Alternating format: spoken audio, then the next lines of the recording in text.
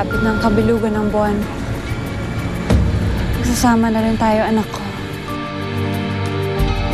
Ano yung anak niya? Ewan ko. Pero dapat pantayin na natin ang kapatid natin. Pero ayaw maniwala ni Mami at si Daddy sa atin. At natatakot ako. Huwag kang matakot. Meron naman tayo nito eh. At nakita ko sa sini, panlaban daw to sa mga aswang.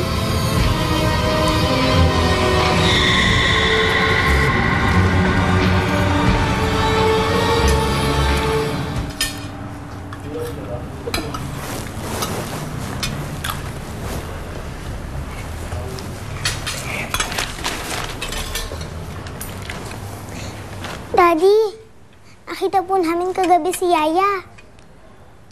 Ano na naman ba yan, Melody? Can you please stop it? Dinadamay mo pa yung kapatid mo sa kalokohan mo, oh. Pero... I said stop it, okay? Late na ako sa office. Shirley? Shirley? Po? Pakihatiran ng pagkain si ma'am mo sa taas. Kailangan na ako sa office, ha? Behave kayo, mga kids. Tsaka be good to Yaya. Bye-bye. Bye-bye.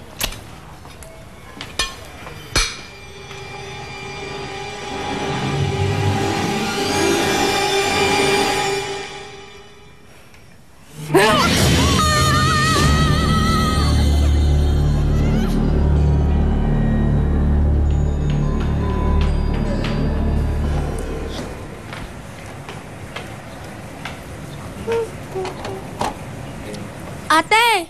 Bakit mo sinira ang laruan ko? Sinira? Bakit ko naman gagawin yun?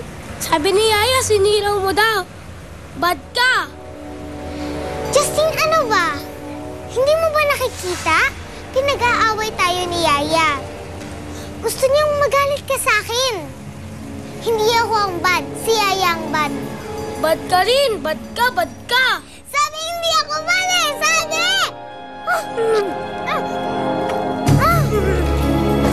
Ano ba? Out na ka! Ba't ba kayo nag-aaway dalawa? Tigil na yan. Si ate kasi. Laura?